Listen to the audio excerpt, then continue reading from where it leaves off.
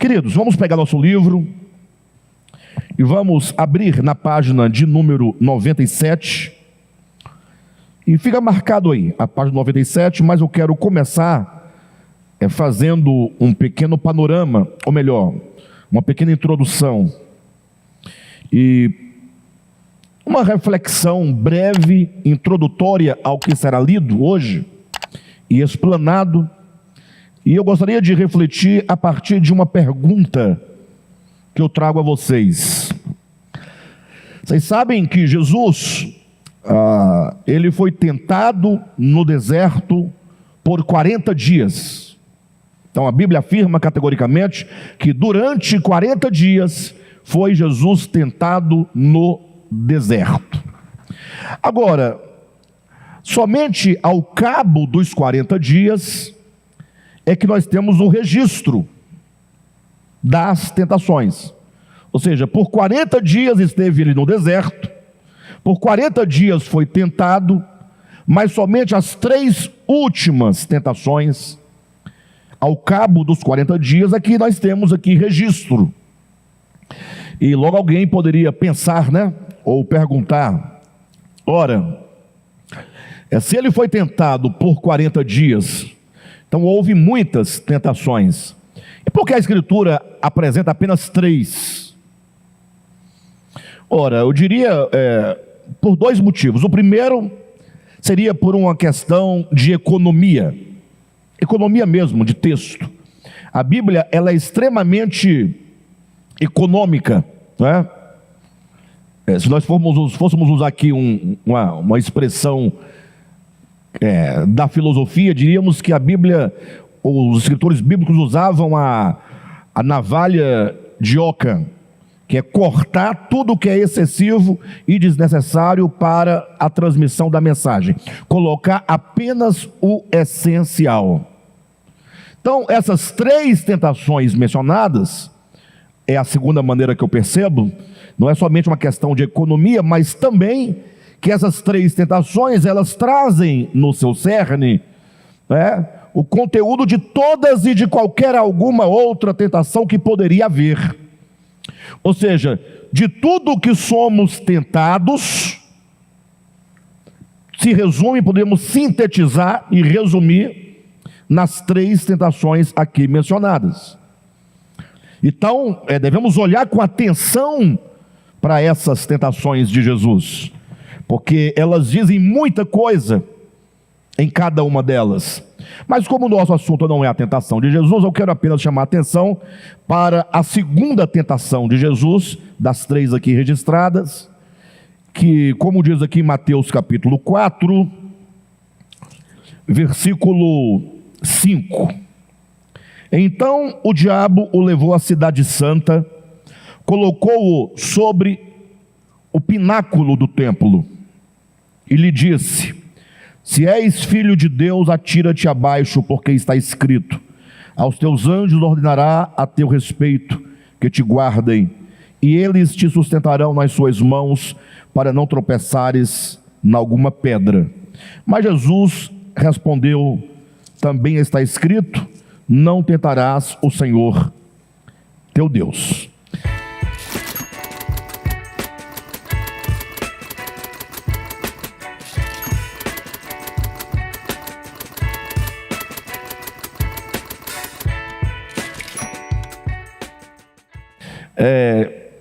Nós devemos atentar para cada palavra desse texto e compreender, porque veja, no deserto Jesus foi tentado em relação aos pães, ou às pedras, né? Em relação aos pães. Quando se vai tentar Jesus usando as Escrituras, porque o diabo vai dizer: lança-te daqui abaixo porque está escrito. Então o diabo vai usar a própria Escritura. Ele é tentado não no deserto, mas no pináculo do templo. E quando ele é tentado, então, em relação aos reinos do mundo, ele estará sob um alto monte. Será que se nós invertêssemos a ordem de localização, né, dessas tentações, sofreria alteração de sentido que se quer traduzir? Imagina Jesus sendo tentado a respeito dos pães, lá sobre o alto monte, sendo tentado em relação à palavra de Deus no deserto, e em relação às pedras e pães no pináculo do templo. Por que essa ordem? Infelizmente as pessoas leem a Bíblia e, por darem a ela um estatuto de sacralidade tão grande, tão profunda, e sobretudo um estatuto de mistério, tão santa, tão divina e tão misteriosa, que as pessoas não perguntam ao texto, elas não escrutinam o texto, elas não perguntam, não olham, não quebra o texto em pedaços, reúne novamente, monta novamente, muda a ordem, no sentido de fazer uma investigação mais profunda. E aí, então elas apenas se dão por satisfeitas em falar que Jesus foi tentado no pináculo do templo com essa tentação, e assim ele reagiu, assim ele venceu Satanás, e tocam para frente a leitura.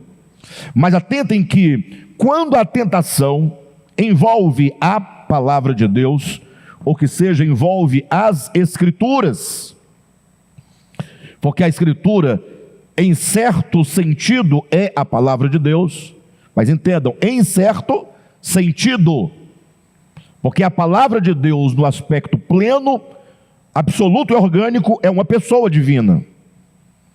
Mas se a Escritura é um instrumento de Deus, que Ele usa para nos comunicar algo, logo deve conter aqui alguma espécie de palavra de Deus, no âmbito da transmissão, da língua, da linguagem, da escrita, perfeito? Então, nesse sentido, pode-se assim entender. Mas quando a questão é, portanto, a Escritura, Satanás o leva ao pináculo do templo, porque é no templo em que a Escritura é lida e é explanada. O nosso grande padre Antônio Vieira, que foi um escritor barroco, falando sobre esse texto, ele diz que o pináculo do templo representa o púlpito da igreja. Isso porque ele toma essa tentação e ele consegue, por meio de uma aplicação, estender o sentido dessa aplicação, não somente para Jesus lá no momento, mas a todos nós que ao longo da história também somos tentados em relação à Escritura.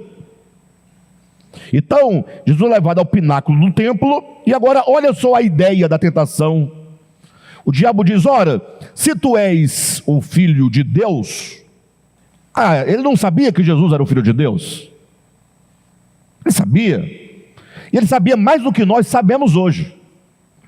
Porque nós sabemos por fé. Ele sabia por vista, por prática. Porque, afinal, desde os primórdios, ele é uma das primeiras criaturas que teve profundo relacionamento com o Criador e com o seu ungido. Agora, veja você que é dito claramente que Satanás diz: se tu és o Filho de Deus, pense comigo, então salta daqui abaixo, porque está escrito. E aí ele cita fragmentos do Salmo 91. Aos teus anjos dará ordem a teu respeito, para que não tropeces em nenhuma pedra. Aí eu pergunto, está escrito isso no Salmo 91? Que aos teus anjos dará ordem a teu respeito, para que não tropeces em nenhuma pedra, e ele enviará os seus anjos, que te sustentarão nas suas mãos, para não tropeçares em nenhuma pedra? Está escrito isso no Salmo 91? Sim ou não? Ora, então o diabo está usando a Escritura, e na cara de pau, ou melhor, desculpem-me, e ele na sua pseudo-lisura, ou suposta lisura, ele não altera a letra do texto. Porque, como ele é diabo, vamos pensar nesse sentido, do texto como se apresenta, a gente imagina que ele poderia inverter as palavras, torcer a palavra, fazer como ele fez em Gênesis capítulo 3, quando Deus havia dito, de toda árvore do jardim comerás livremente, mas da árvore do conhecimento do bem e do mal não. Como é que a serpente fala lá em Gênesis 3? Não foi assim que Deus disse? De toda árvore do jardim não comerás livremente. Veja que Deus disse, de toda árvore comerás livremente. A serpente fala, de toda árvore não comerás livremente. Ele mete um não no meio, que altera todo o sentido. Então, em Gênesis tem uma deturpação linguística, tem uma deturpação do texto, mas aqui, na tentação de Jesus, não.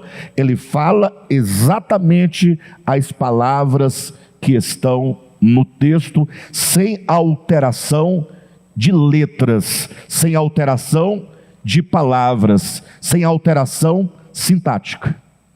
Então ele reproduz, ainda que um fragmento, mas com exatidão. Onde está então o problema? Como é que se tenta alguém apresentando um texto conforme se encontra escrito? Aqui é o grande segredo. Porque embora ele se utilizasse do texto conforme se encontrava escrito, o sentido que ele imprimia ao texto é que estava errado. Você pode ler o texto com todas as palavras, mas se o sentido que você quer extrair for outro, diferente da intenção original do texto, você consegue então criar uma tentação. Ou seja, isso significa o quê?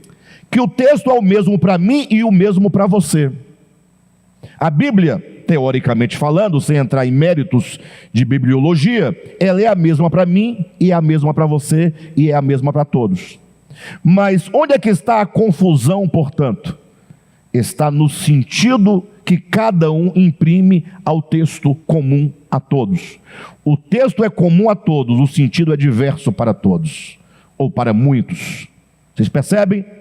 E qual é o sentido, e aqui é o ponto da minha reflexão, que Satanás queria imprimir nesta tentação? Por que Jesus responde a Satanás dizendo, não tentarás o Senhor teu Deus? Ou seja, a forma como ele vence essa tentação é dizendo, ora, você está usando um texto correto com intenção incorreta. Você quer me induzir a tentar o próprio Deus. E como é que se tenta o próprio Deus? Colocando-o à prova. Como é que você vai colocar Deus à prova? Mas eu pensava que nós podíamos e devíamos colocar Deus à prova. O problema aqui em questão é que colocar Jesus numa circunstância em que ele deveria colocar o Pai à prova era duvidar do caráter do Pai. Era fazê-lo duvidar do caráter do Pai. A intenção de Satanás e o fulcro da tentação era ele tentar conseguir plantar uma dúvida no coração de Jesus em relação ao Pai. Por quê? Porque o Salmo 91 é um salmo messiânico. É sobretudo um salmo que fala da humanidade de Jesus. Você vai observar que os textos, na sua maioria dos salmos, quando ele fala de um homem pleno, um homem perfeito, por exemplo, quando diz, bem-aventurado é o homem que não anda segundo o conselho dos ímpios, nem se assenta na roda dos escarnecedores, nem se detém no caminho dos pecadores, antes o seu prazer está na lei do Senhor, e na sua lei medita de dia e de noite. Vocês conhecem esse homem? Quem é esse homem? Quem é esse que é bem-aventurado? Pode ser eu, pode ser você. Não, poder pode. Mas quem é o homem que não anda segundo o conselho, nem nos caminhos, que não se detém, que medita na lei do Senhor de dia e de noite? Só pode ser um salmo messiânico, que embora tenha aplicação mais abrangente para quantos praticarem isso, mas sobretudo fala de um homem que está em completa, perfeita e absoluta harmonia com Deus e nenhuma relação e harmonia para com o mundo, para com o pecado. Logo, esse salmo é um salmo messiânico, e há outros também. Salmo 91 é um salmo messiânico.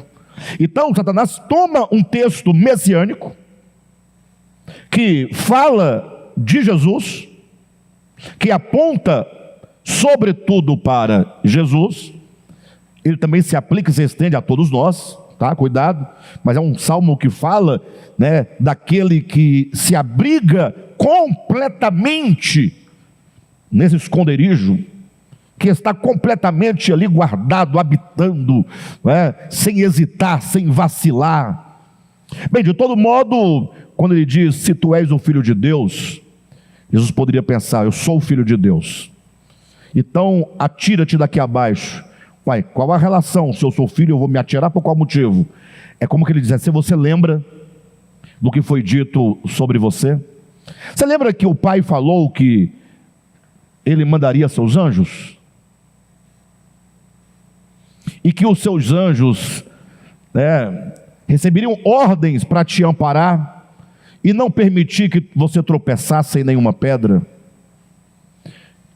Imagine nesse momento o cerne da tentação. Será mesmo que o pai é fiel? Ele fará mesmo o que ele diz lá no Salmo 91? Por que você não testa? Salta e vamos ver. O que está em xeque aqui é o caráter de Deus.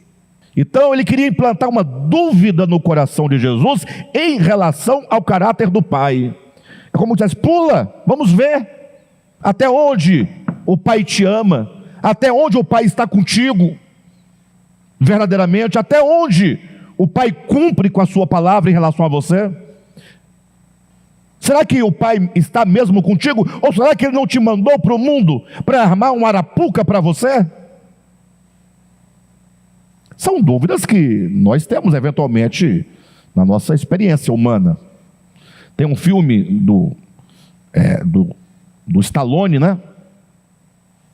Sylvester Stallone, salvo engano, é um filme A Missão, né? A Missão. Não sei se é o 1, se é o 2, se é o 3. Eu sei que ele foi enviado para o Vietnã. É o 2?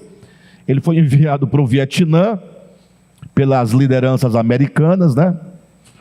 E aconteceu que no final abandonaram ele lá.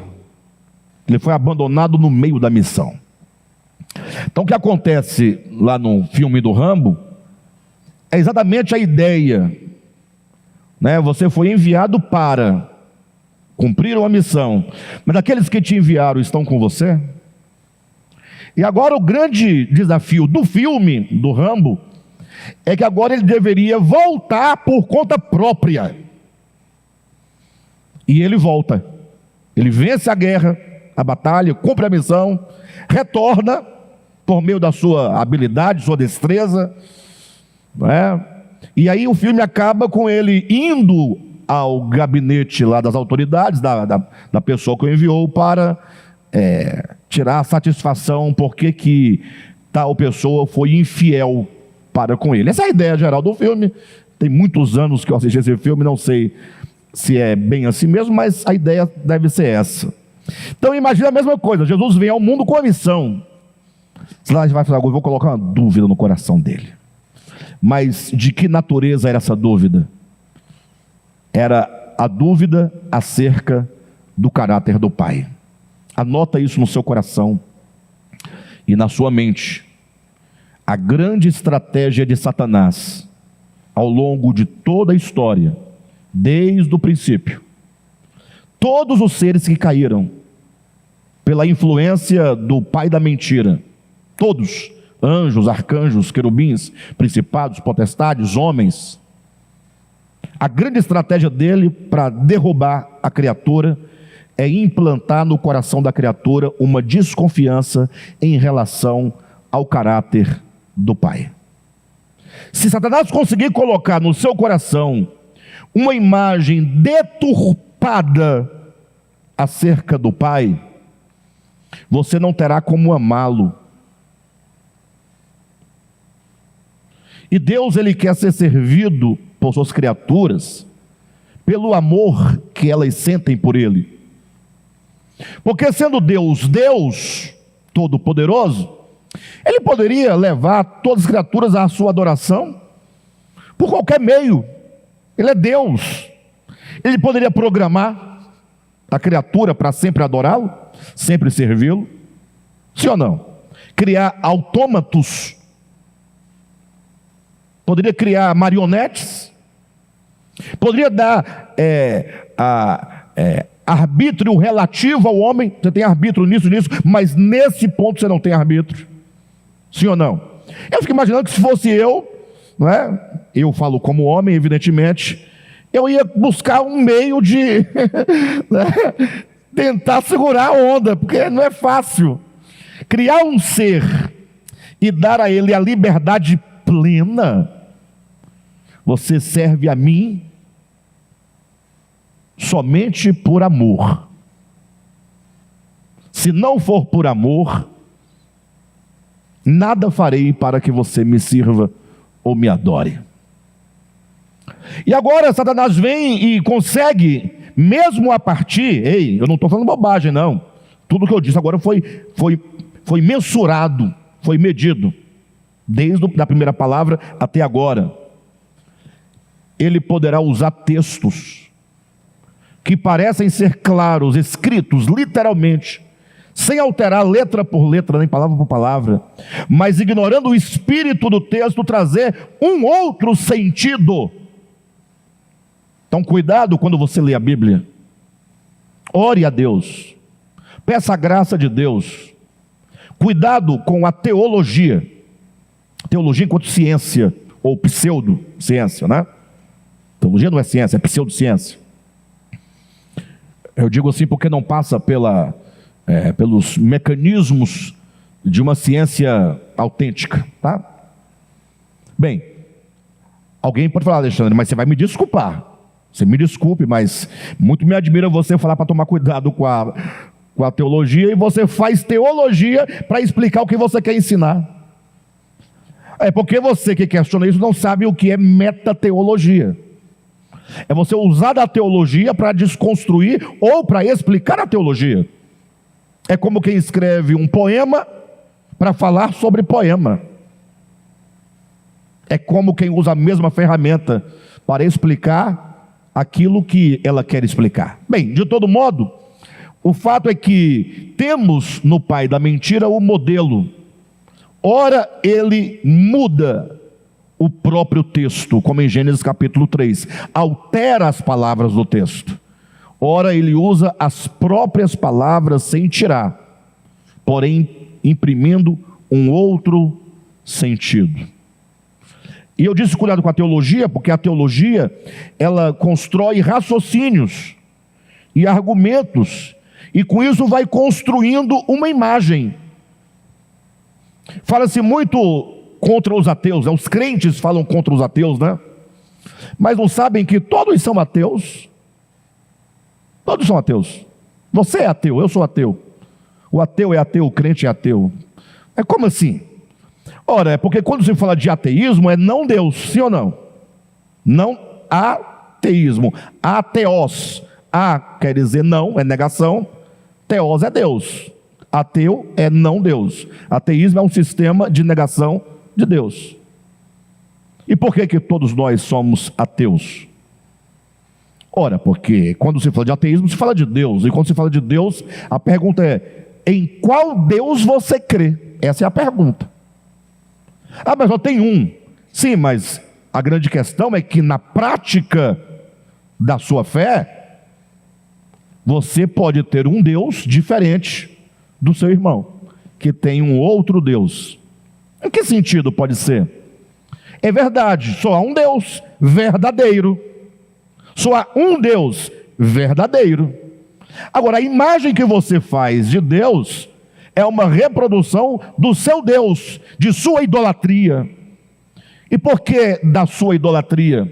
Porque você cria um Deus à sua imagem e semelhança, segundo os seus pressupostos, segundo o seu conceito de justiça, o seu conceito de verdade, o seu conceito de idealidade. Querem ver uma coisa? Quando João e Tiago foram a Samaria, em busca de conseguir um lugar para hospedar Jesus e seus discípulos naquele dia. Jesus vai lá na cidade de Samaria, arranja um lugar para nós passarmos a noite.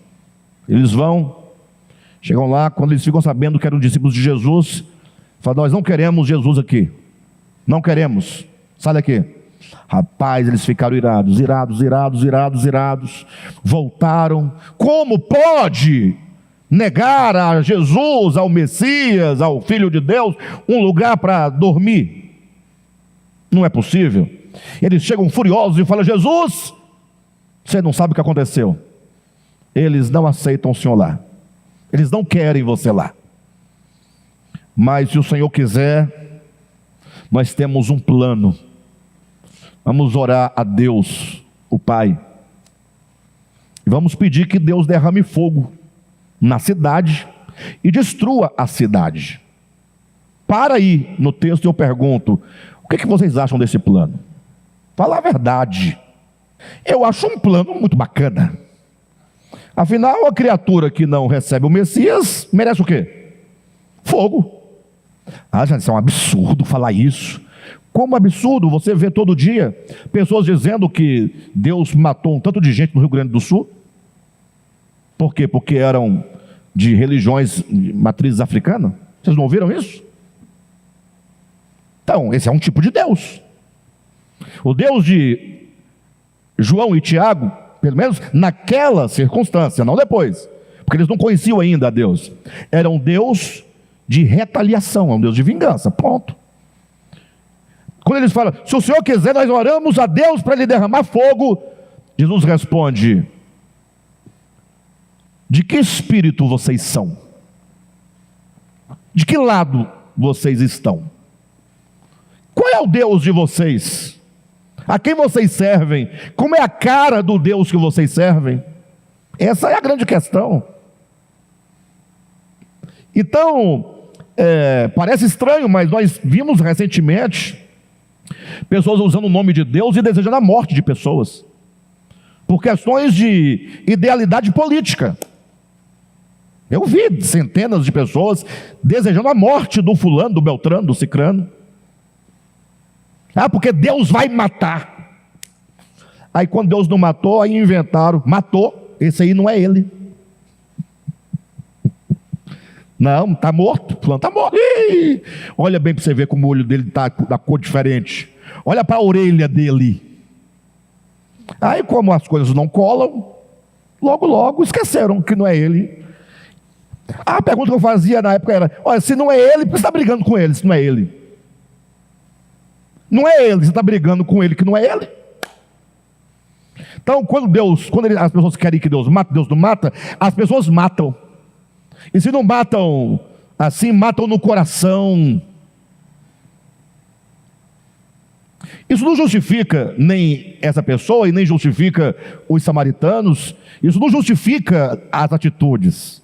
Estamos falando do caráter do Pai. Essa é a grande questão que eu quero que vocês entendam. Eu não estou aqui defendendo A, B ou C. Não, para de bobagem.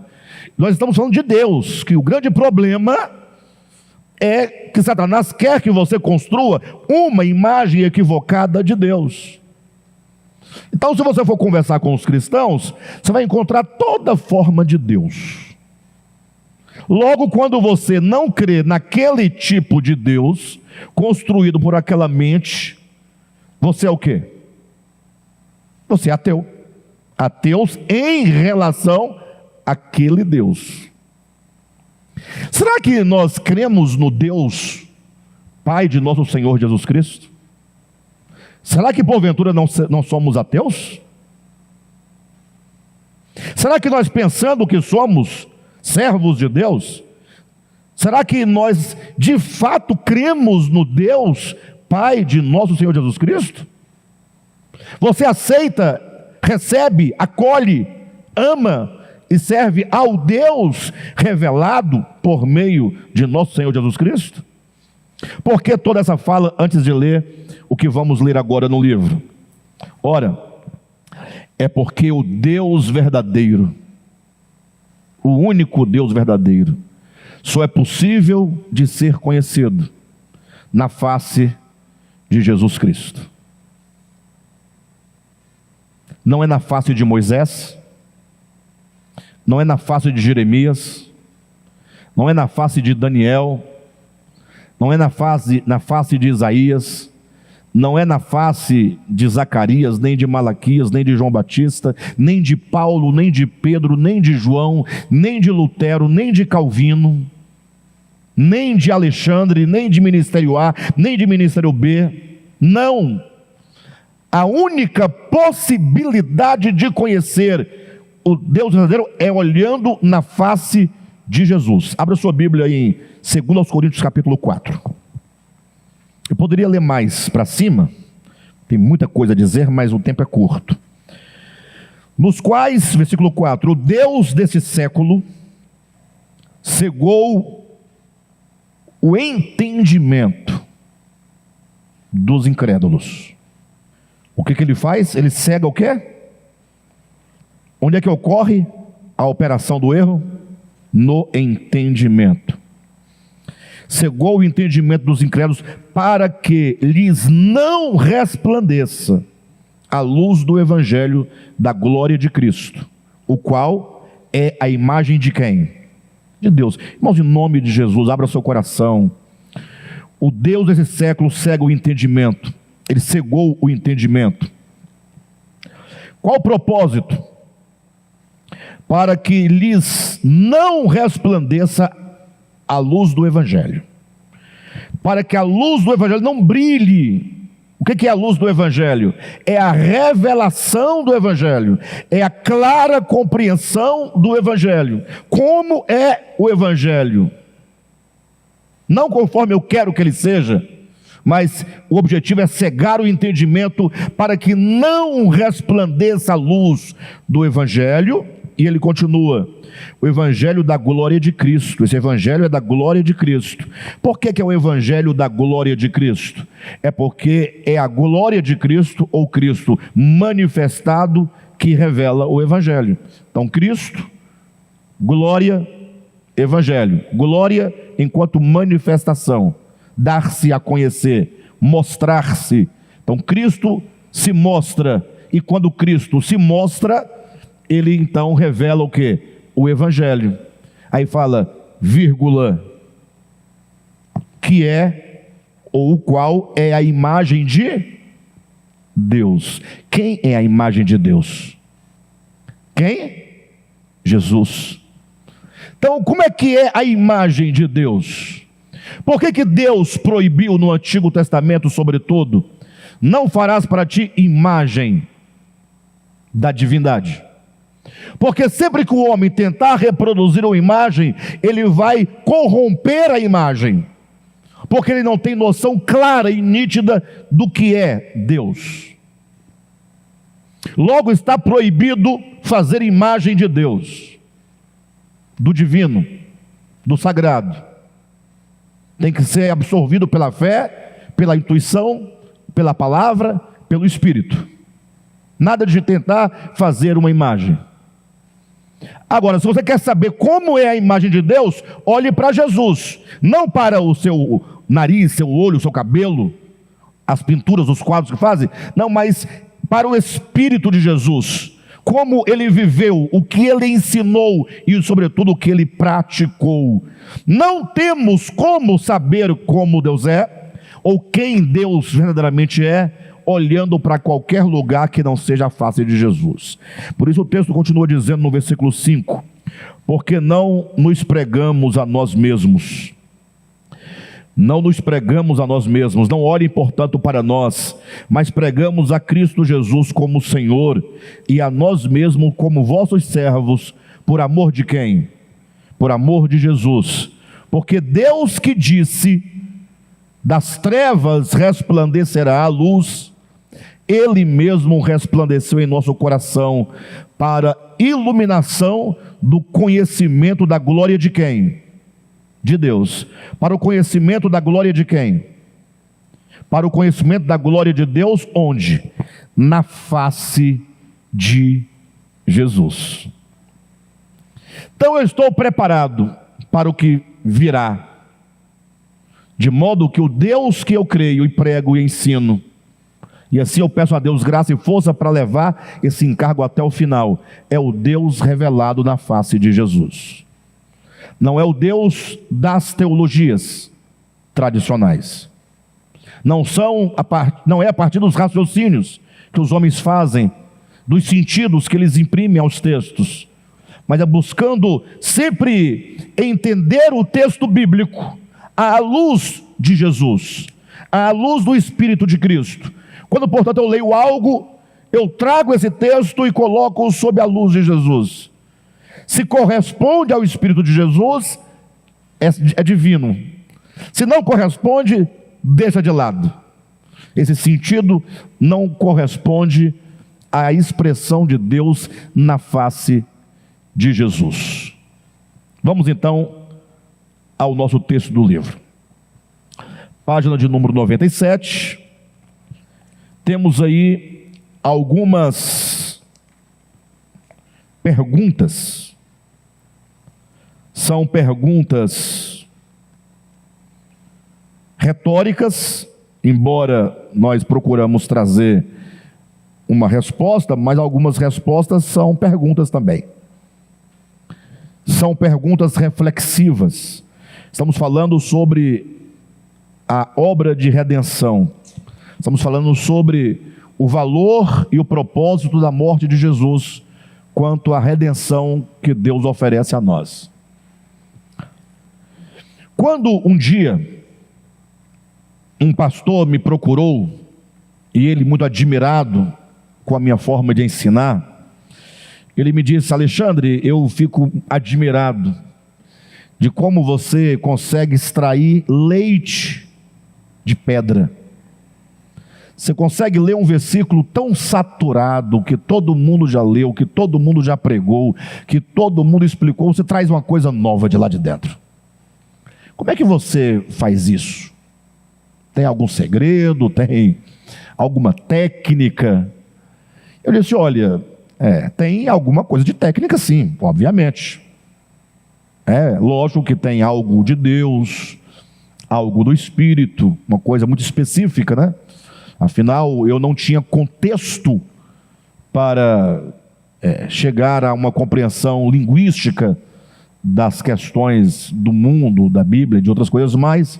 Não tive contexto, mas sem contexto eu sempre tive interesse, toda a vida, pelas letras, né? Desde criança, mesmo sem contexto, mesmo sem ter pais da área da educação, ou mesmo sem cultura formal, né? Mas eu falei assim, mas para ele, mas tem também alguma coisa de técnica, você tem que ler o texto com escrutínio, investigação. Ele falou assim: e é fácil de aprender? Eu falei: é fácil de aprender, não é difícil de aprender. Ele falou assim: você me ensina? Eu falei: ensino. Tudo o que eu recebi, eu ensino. Nada, eu não nego nada a ninguém. Nenhuma forma de tudo que eu recebi de Deus, eu entrego. Entrego, tanto que eu sou besta, né? Porque tem aquela história do pulo do gato. Já ouviram? Que uma vez o gato, não sei se foi a onça, é uma coisa assim que pediu para o gato, para ensinar a pular, porque a onça queria pegar o gato, né? Está meio sem pé, sem cabeça, porque parece que a onça é da família do gato e sabe pular igual a ele, mas finge que ele não sabe, ou que não soubesse, que ela não soubesse. Aí o gato ensinou todos os pulos possíveis, a onça falou assim, aprendeu, falou: agora eu pego ele. Quando a onça pulou de um jeito que sabia as estratégias, o gato pulou para trás. E aí a onça: mas você não me ensinou esse pulo aí? Falei: mas se eu tivesse te ensinado, você teria me pego. Aí surge a ideia, o pulo do gato. É a pessoa que ensina muitas coisas, mas esconde outras. Porque se você ensinar tudo, todo mundo vai saber tudo, você vai se tornar uma pessoa comum no meio de todo mundo que já sabe que você sabe. Então você tem que ter uma carta na manga, o pulo do gato. E isso eu não levo adiante, porque isso é uma bobagem danada. Até porque quanto mais você libera ministrando conhecimento, mais você ganha de Deus. Não é? Mas eu disse para o irmão, não, eu ensino sim, sem problema nenhum. Marquei uma ocasião em que nós conversaríamos pelo WhatsApp com esse pastor, e ele falou, eu falei, mas você está preparado para aprender? Estou preparado, pode falar. Mas você está disposto? Ah, eu estou disposto. Aí eu fui criando um mistério, né? Olha lá, presta atenção, isso não vai dar certo. Não, porque eu quero, tal. Tudo bem. O meu método é o método socrático, método maiêutico. O que é isso? Aí eu expliquei o método socrático, o que é o método maiêutico, né? Que é a dialética filosófica, né? O escrutínio do texto. Perguntar. Quando você pensar que esgotou o sentido, você continua perguntando, criando pergunta. Quanto mais você perguntar, mais você expõe o texto ao falseamento ou à sua manifestação plena. Quanto mais você pergunta, mais o texto vai se abrindo, vai se expondo, vai se mostrando. Por isso que eu vejo muito, que eu vou ter que ir perguntando. Aí ele falou, não, bom, gostei do método, agora eu quero aprender a perguntar. Eu falei, então vamos lá. Eu vou dar o tema é a redenção de Cristo. Eu faço uma pergunta que no Zap você responde aí digitando, e eu farei nova pergunta sobre a sua resposta, você me dará nova resposta. Quando me der nova resposta, eu torno a fazer uma outra pergunta em cima da sua segunda resposta, e assim nós vamos tentando esgotar, vamos ver onde nós vamos chegar com isso. Queridos, não deu 3 voltas no texto. Na terceira volta, ou na terceira pergunta que eu fiz sobre a resposta primeira dele, ele me falou a seguinte questão: mas a teologia não faz estas perguntas. Quando ele diz a teologia não faz estas perguntas, eu respondi, por esse motivo você precisa de mim, e me procurou, porque quando eu trago algo novo e você admira, é produto do escrutínio do texto, de perguntar ao texto, não como quem duvida do texto, não, e nem como quem insurge-se contra o texto, também não, mas é a busca do entendimento. Você não consegue falar mais do que todo mundo diz, porque você faz sempre as mesmas perguntas. E você agora está com medo de perguntar. As perguntas que estão sendo feitas, você tem medo de responder, porque você tem medo de chegar a algum lugar onde você não quer chegar, e ter que assumir que você errou a vida toda, e logo você tem que se preservar. E ele falou, não, Alexandre, muito obrigado, você é um cara muito generoso, mas vamos ficar só por aqui mesmo. Eu falei, amém, Deus te abençoe, no dia que você quiser, estarei sempre à sua disposição. Entende? Então é isso. E nós vamos levantar aqui algumas perguntas, portanto, para nossa reflexão neste livro. Página 97. Vou começar a leitura a partir do segundo parágrafo, onde diz, redenção é o mesmo que. Encontraram? Redenção é o mesmo que libertar alguém, ou libertar aquele que está cativo, e trazê-lo de volta, redimido à casa do Pai. Então é um conceito bem aberto e claro. A obra de redenção, para um pouco, Você quer saber sobre redenção? Nós temos que primeiro entender o que nós estamos buscando. Porque a redenção de Cristo, não, para de falar sobre a redenção de Cristo e pergunte exatamente o que é redenção. Se você não entender o que é redenção, como você pode falar sobre ela, se você ainda não entendeu o conceito fundamental e primário daquilo que você quer compreender? Então, antes de eu disser como é a redenção, tenho que perguntar o que é redenção. A palavra redenção, seja no grego, no aramaico, no hebraico, no português, no inglês, em qualquer língua que você quiser, trará sempre esse sentido. Redenção, de onde virá o verbo redimir, é o mesmo que trazer de volta aquele que fora levado cativo. Alguém foi levado cativo. Alguém foi sequestrado, alguém está preso, e essa pessoa precisa de ser redimida, restaurada, resgatada, trazida de volta. E isso não é um conceito meramente semântico da palavra, não. Isso é um conceito mesmo, como eu poderia colocar, que o próprio Jesus estabelece enquanto o sentido da sua obra aqui na terra. Falando da sua vinda ao mundo, ele disse, e isso é porque ele havia libertado um homem que estava endemoniado, ele fala, olha, quando o homem, o filho do homem, entra na casa do valente aí é Satanás, para saquear os seus bens, ou seja, ele veio para tirar esses bens que estão na posse desse valente. Vem um mais valente que ele para lhe tirar das mãos esses bens que foram roubados. Ele está dizendo que ele veio tomar das mãos do diabo aqueles que estão escravizados por ele, sequestrados por ele. Mas cuidado, não é um sequestro que o diabo, Satanás, chifrudo, rabudo, foi lá e pegou e amarrou, não.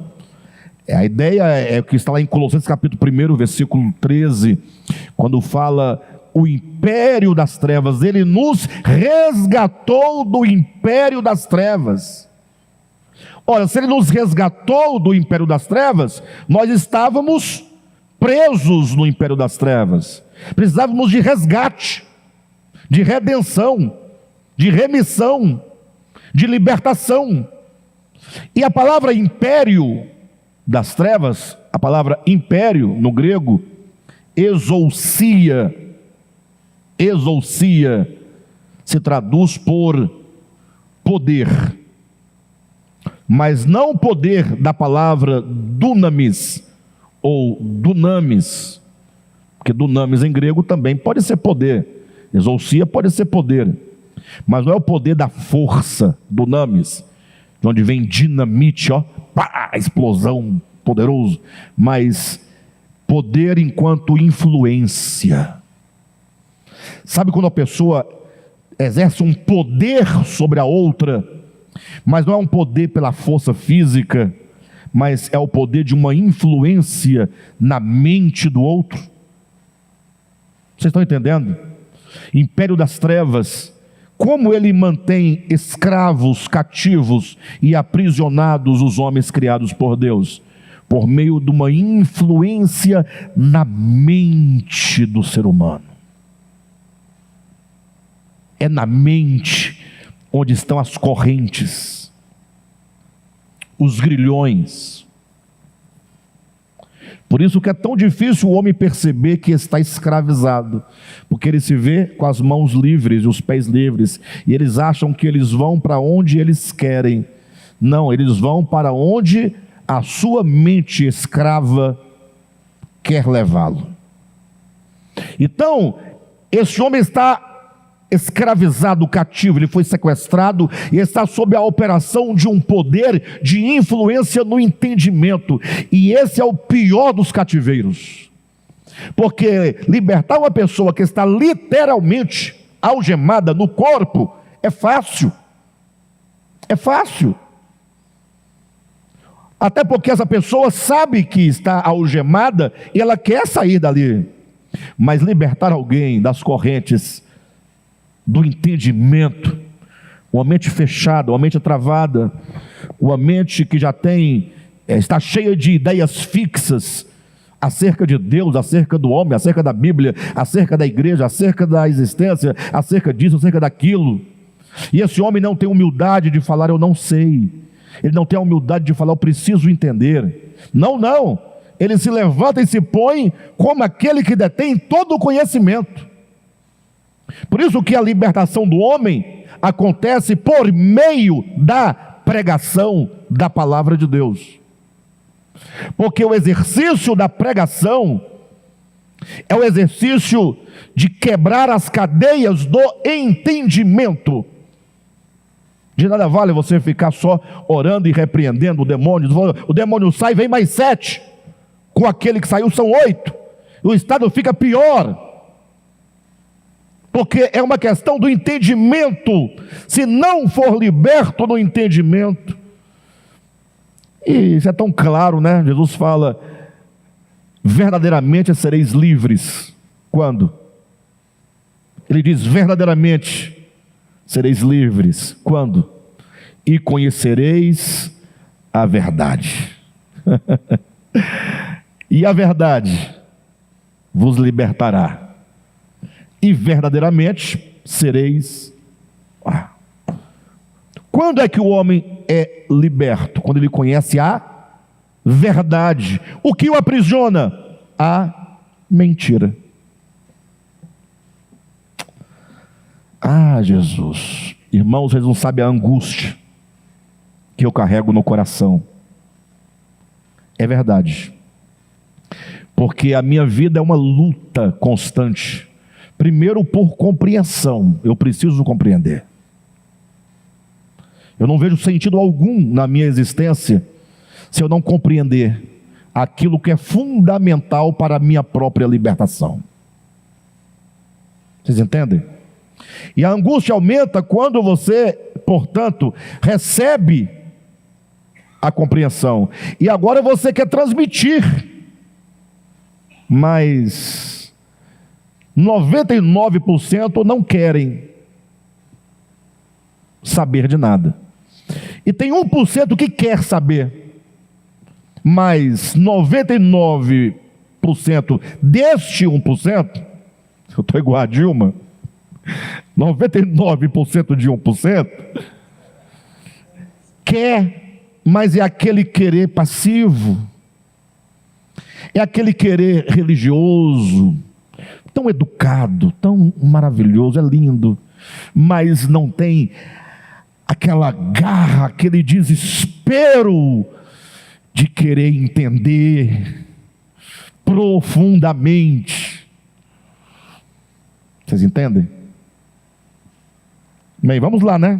Vamos seguindo aqui.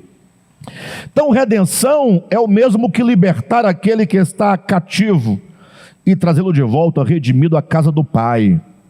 Nesse conceito nós temos muitas coisas. Primeiro, a casa do Pai. A casa do Pai é o lugar, é a nossa casa, porque somos filhos do Pai. A casa do Pai é o ambiente que o Pai preparou para que nós estivéssemos. Afinal, Jesus vai dizer em João 14: na casa do meu Pai há muitas moradas, eu vou preparar-vos lugar. A casa do Pai não é uma casa física, nem espacial, nem etérea, não está nem no tempo, nem no espaço. A casa do Pai é um ambiente de comunhão, é um estado de comunhão e de conexão com a divindade. As pessoas querem ir para a casa do Pai. Uns falam ir para a casa do Pai é ir para o céu. Veja a dificuldade. Primeiro o céu, esse aí que você vê dos aviões, não, esse não é. O segundo céu, não, o segundo é das potestades, eu estou dizendo teologicamente. Então o terceiro céu onde Paulo foi, lá, eu quero ir para lá, para o terceiro céu. O mais esperto fala: não, se tiver mais céu para cima, eu quero ir até o final. Quarto, quinto, sexto, sétimo. A tradição rabínica fala de 7 céus. 7. O Devap viu 8. O Devap viu 8. Não, porque se tem 7 na tradição rabínica, a Bíblia fala dos céus, 1, 2, 3, 4, 5, 6, 7, conforme a tradição rabínica, mas fala do céu dos céus. Se os céus são 7, tem o 8º, que é o céu de todos os céus. Então, esse pensamento lógico, espacial, é um problema, porque as pessoas querem ir para lá. Pior ainda é quando a pessoa não acha que a casa de Deus é no terceiro céu. É quando ele pensa que é num barraco, numa cabana,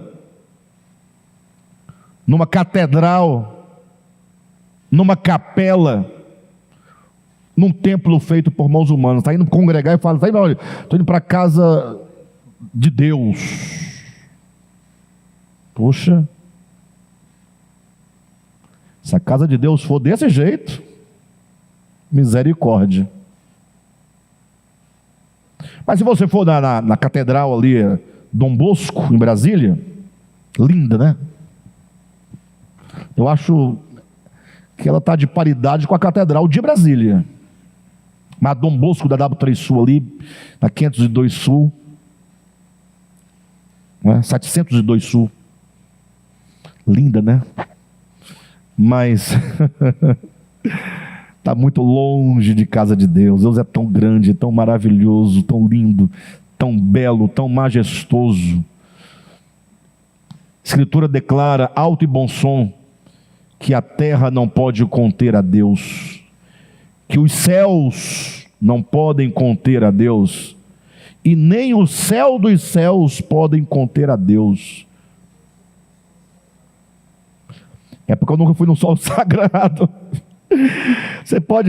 A gente pode colocar qualquer coisa, Dom Bosco, solo sagrado, Catedral de Brasília, a capelinha ali do eixo monumental,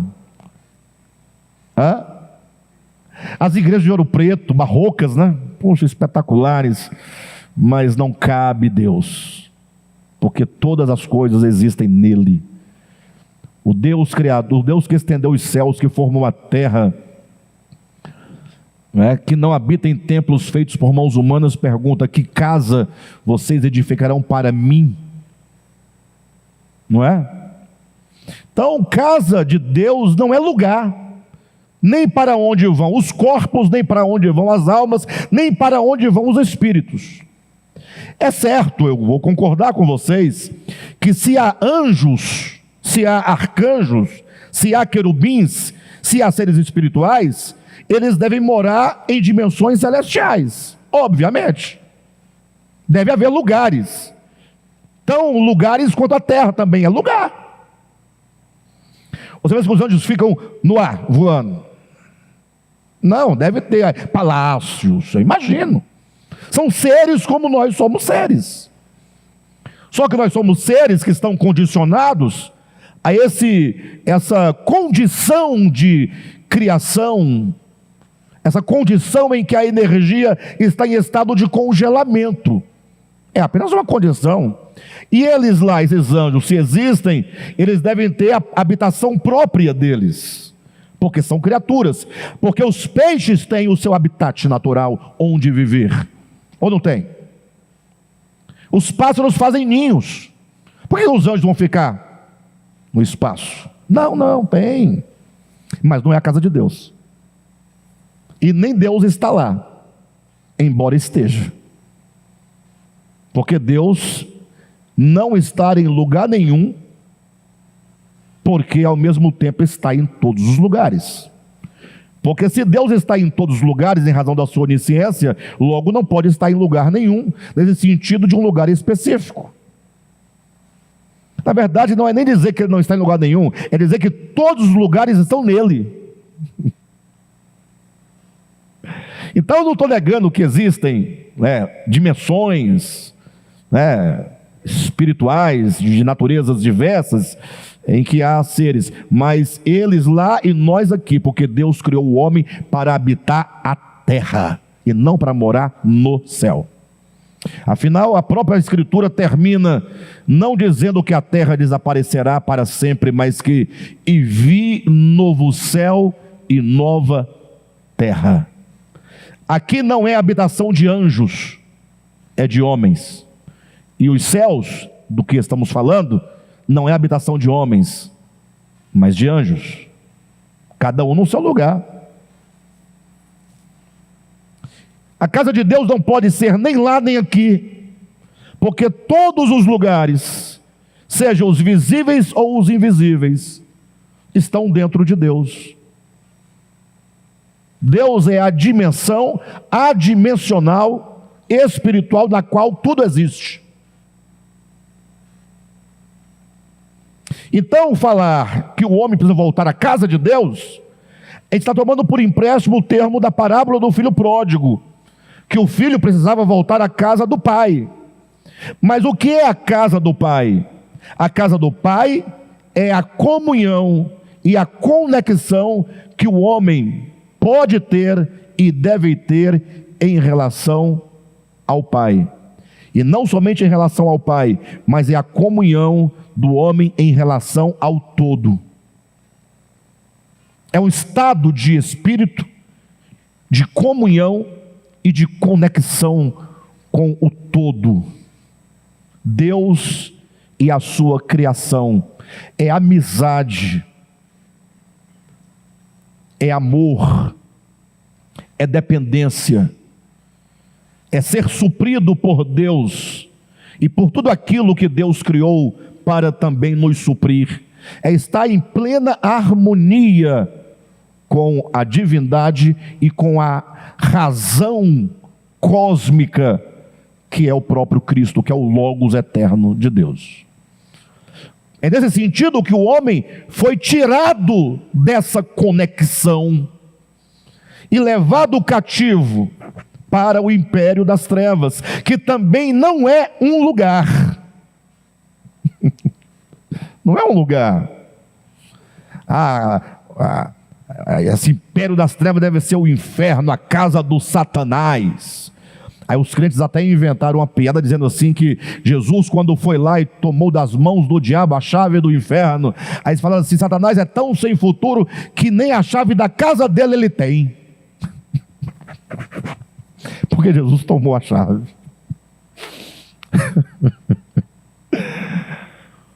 Querido, vocês percebem onde nós estamos entrando? Quem está entendendo o que está sendo dito? É muito grande. Isso é a leitura orgânica. É o pensar o espiritual enquanto espiritual. E não ficar pensando numa casinha no céu, numa chave na mão do capeta, o diabo, Jesus vai lá, puxa a chave, vai, pega, me dá, não vai. Jesus conseguiu levar, está aqui, Jesus com o chaveirão do lado, com a chave pendurada do inferno. Para, pessoal. Para. Já passamos essa fase. Império das trevas é um estado de consciência, é uma operação do erro que acontece aqui dentro. Pessoas alienadas da verdade, alienadas da vontade de Deus, pessoas completamente inimigas de Deus no coração, na consciência, porque são escravas das mentiras de Satanás em todos os sentidos, a começar pelo caráter de Deus.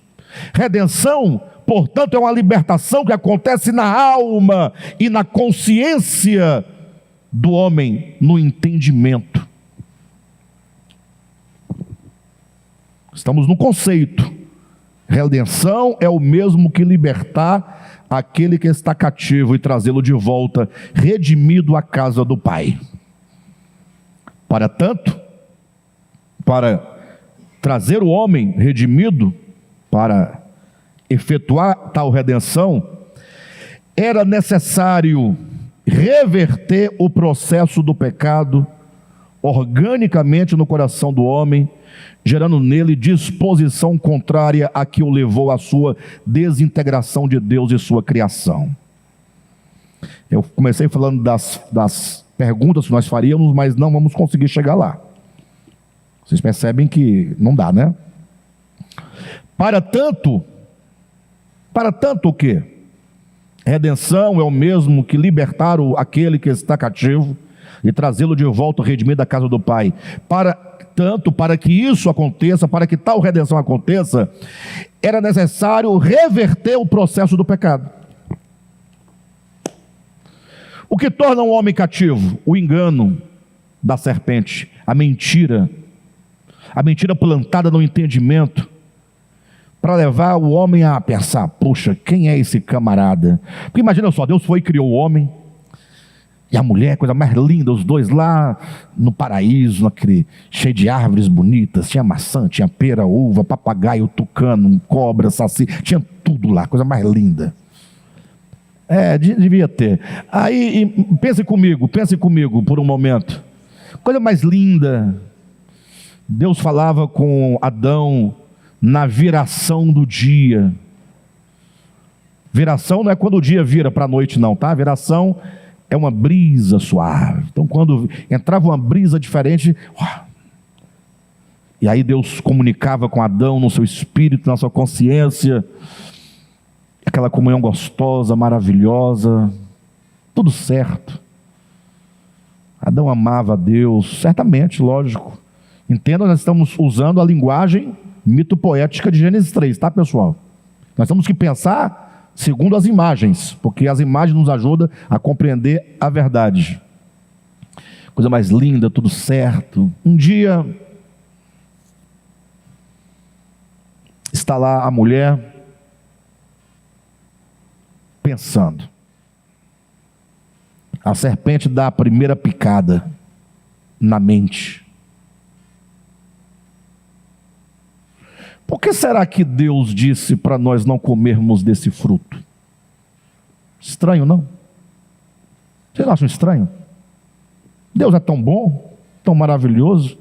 Por que Ele proibiria alguém de comer? À noite, na hora de dormir, foi lá, Adão, para o homem, né? Estava pensando aqui, sabe? Por que será que Deus proibiu? Ah, mulher, cara, vai dormir. Não trabalha, pensando demais. Tá pensando, a mulher pensa muito. Aí passa um dia, dois, e a mulher está ali pensando. Está pensando. Aí um dia ela dá um passo a mais e pensa assim: tem algum caroço nesse angu. Tem alguma coisa que eu não estou sabendo, mas eu vou descobrir. A tentação está acontecendo.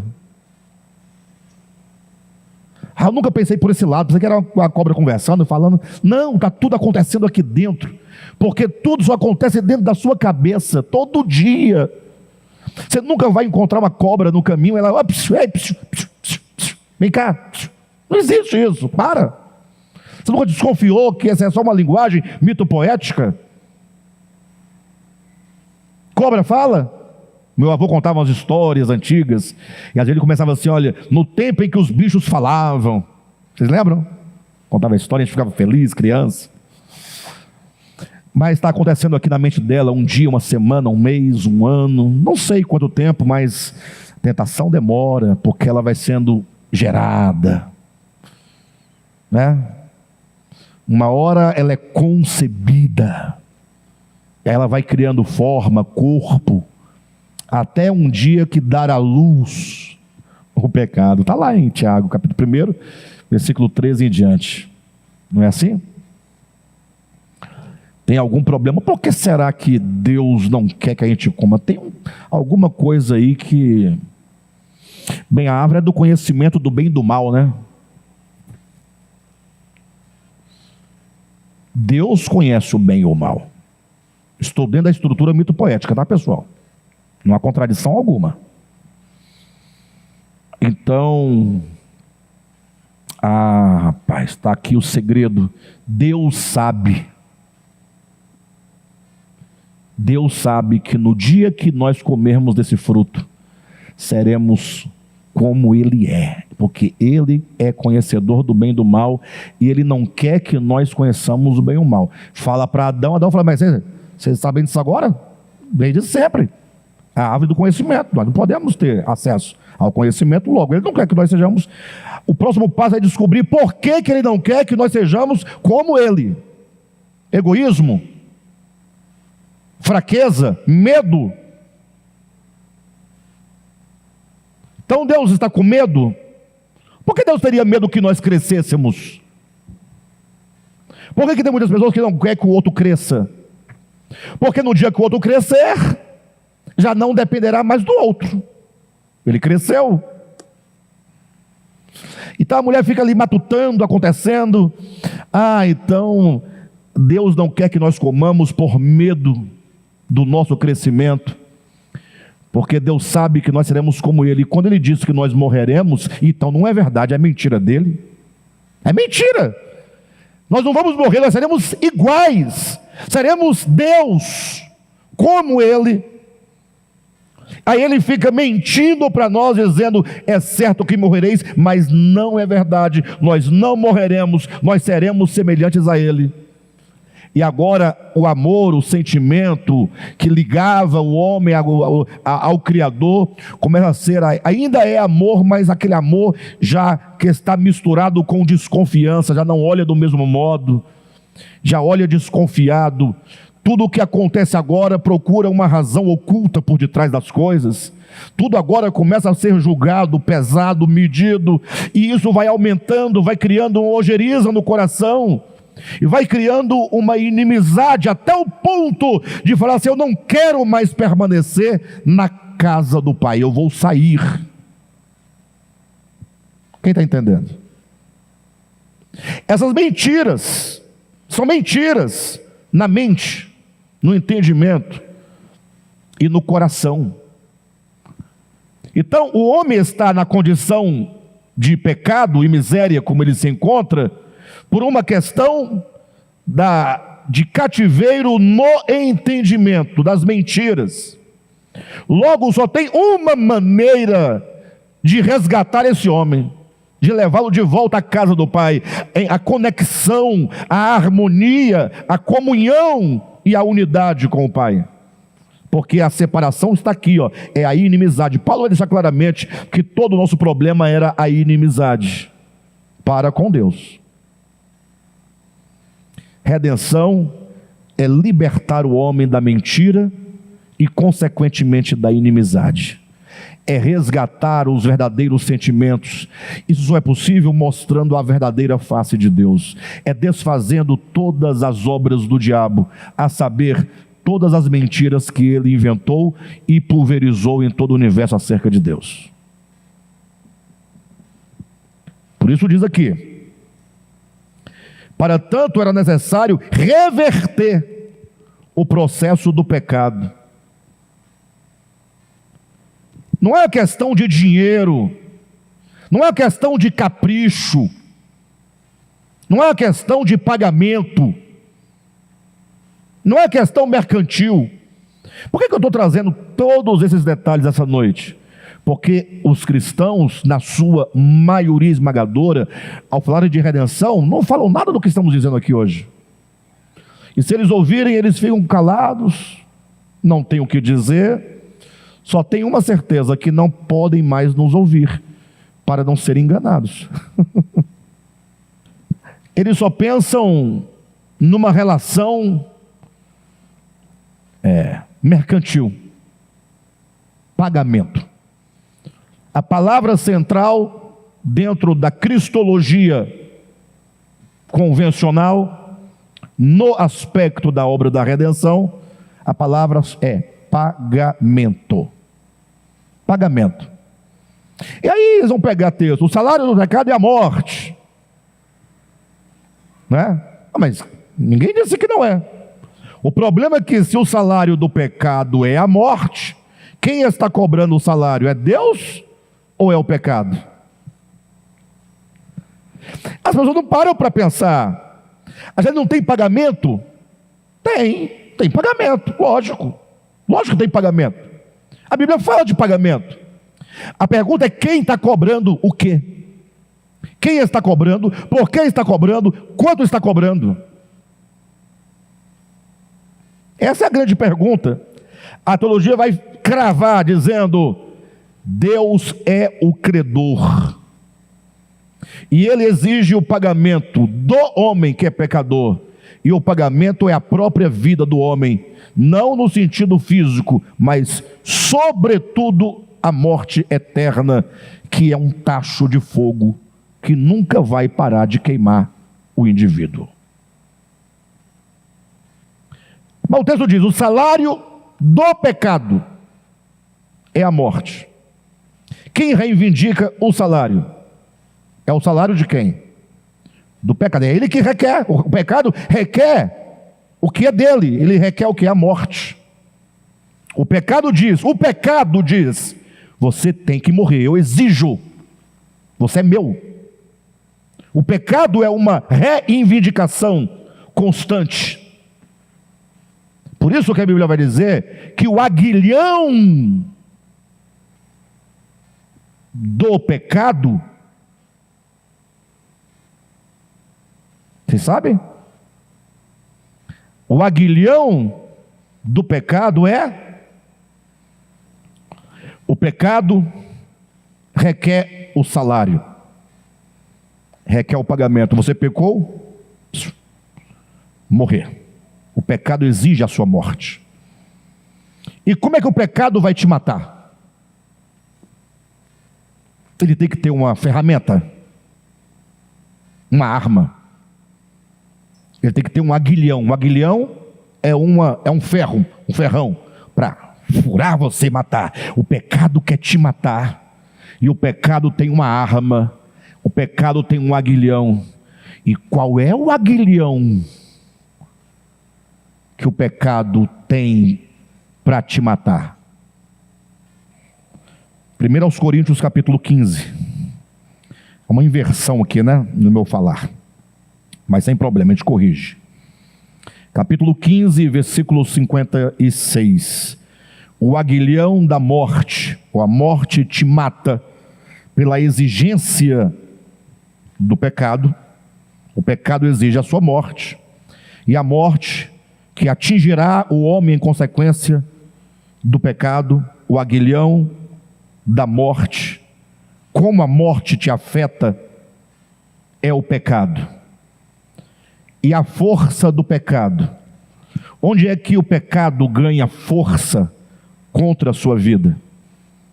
Para exigir a sua morte e para te matar. Como diz, o aguilhão da morte, a morte, o último de todos os inimigos, enquanto o salário do pecado, a morte é o salário do pecado, e a morte que atingirá o pecador tem um aguilhão, e esse aguilhão é o pecado. Então é uma questão, como eu posso colocar, ao mesmo tempo que o pecado exige a morte do pecador, enquanto o salário do pecado é a morte usa o pecado como aguilhão para te matar. A morte e o pecado uniram-se para destruir o homem. O pecado exige pagamento. Qual? A morte. E a morte, querendo te tragar, usa o pecado para, fazendo-o pecar, ser tragado pela morte. Só que a morte, para fazer todo esse jogo, vocês viram que é um jogo? Sim ou não? Quando você pega o salário do pecado e a morte e coloca que o aguilhão da morte é o pecado, você vê que é um jogo, porque o pecado tem o salário que é a morte, e a morte tem um aguilhão que é o pecado. É Ananias e Safira. Vocês entenderam? O casamento perfeito para ceifar a vida do Filho de Deus. E qual que é a força? Portanto, qual que é a força do pecado? É a lei. A força do pecado é a lei. Ou seja, todo o argumento do pecado é esfregar a lei, é usar a própria lei de Deus, santa, justa e boa, para reivindicar a morte do homem. O homem é transgressor. Está aqui, ó. O homem tem uma dívida para com Deus, segundo a morte. Não é segundo Deus.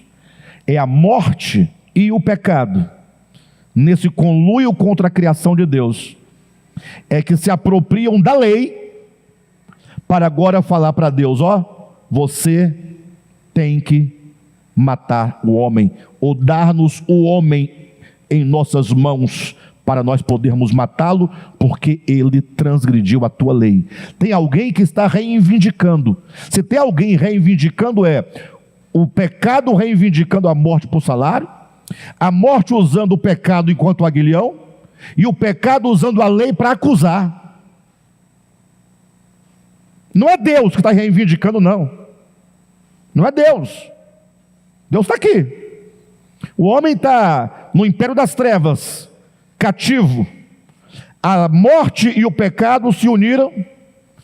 Assim, olha, nós vamos matar. Mas nada podemos fazer se o Eterno não permitir. Não é assim? O Eterno controla tudo. Então, começa agora todo um julgamento do homem. A morte exigindo por salário, ou melhor, o pecado exigindo por salário a morte usando o pecado para ferir e, portanto, matar o homem, e o pecado fortalecendo, tomando anabolizante, se fortalecendo, se apropriando da lei para acusar o homem, porque a acusação tem que ter um fundamento formal e positivo. Por isso que o diabo é o acusador de nossos irmãos, que nos acusa de dia e de noite. Quem está entendendo? E ao acusar, Deus fala: eu vou resolver o problema. A primeira coisa que eu vou fazer,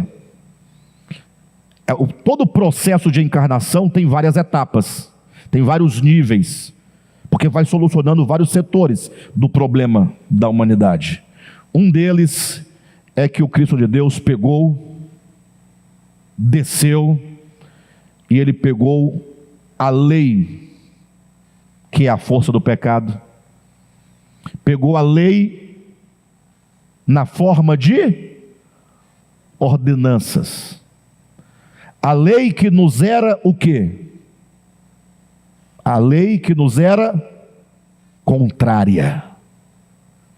A lei que era contrária, por que contrária? Porque ela diz uma coisa, eu faço outra. Logo, é um fundamento sólido, legal, positivo, formal. A morte vai, está certa, ué. Eu sei que ela tem maldade, apropriando-se de uma coisa boa para me matar. Aí Jesus fala: vamos resolver o problema? Ele pega a lei e prega na cruz, envergonhando principados e potestades. Mas com que direito Deus faria isso com a própria lei? Ora, se a lei é o instrumento, é a força do pecado e é o fundamento legal, eu salvo o homem não é por lei, é por graça. Logo, a lei está fora de qualquer cogitação de salvação e de acusação. Por quê? Porque a lei foi o quê? Cravada. Colossenses capítulo 2, por gentileza, versículo 14 e 15. Tendo cancelado o escrito de dívida que era contra nós, que constava de ordenanças. Por que dívida? O homem quebra a lei. Mas quem é que está reivindicando a morte do homem? A dívida do homem? A força do pecado é o quê? É a lei. Por que a força do pecado é a lei? Porque o pecado não vai exigir de Deus a morte do homem sem um fundamento lógico, um fundamento legal, um fundamento positivado. Então ele vai usar a lei, acusando e exigindo. O que Deus faz? Em Cristo, ele cancela o escrito de dívida que era contra nós, contrário a nós, que constava de quê? De ordenanças, o qual nos era o quê? Prejudicial, porque era contrário a nós. Se você for enfrentar esse jogo de acusação do pecado e da morte da lei, você estará perdido. Então era contrário a nós e nos era prejudicial, porque em nada favorece o pecador. Removeu-o. Os adventistas tinham que ler esse texto, né? Removeu-o inteiramente. O adventista diz que Deus removeu só a lei cerimonial. Não. Removeu todo o sistema legal de lei. Todo. Absolutamente. Até os 10 mandamentos, todo. Aí vem aquele argumento velho, da velha serpente. Então podemos matar? Aí não dá. Tem que fazer uma vigília para explicar isso para esse povo e também não vão entender. Mas removeu-o completamente, removeu-o inteiramente, encravando-o onde? Na cruz. Aí eu pergunto, se está removido todo o sistema de lei e está cravado na cruz, completamente anulado, não pode ser usado como meio de acusação, nem como meio de morte. Como é que fica a cara da morte e do pecado agora? Como é que fica a cara dos principados e potestades? Versículo 15. E despojando os principados e as potestades, como despojando? Tirando os homens que estavam nas suas unhas, nas suas garras, os expôs principados e potestades publicamente, despojando os principados e potestades publicamente, os expôs ao desprezo, triunfando deles na cruz. Amém? Deus redime o homem por graça. Então todo o plano do pecado, da morte de Satanás foi destruído pela sabedoria de Deus, que salva o homem por graça e não por lei. Bem, esse é só um aspecto, tá bom? Mas o fato é que eu trouxe vocês até este ponto do entendimento para deixar claro quem é que está reivindicando o quê. Amém? Semana que vem a gente continua.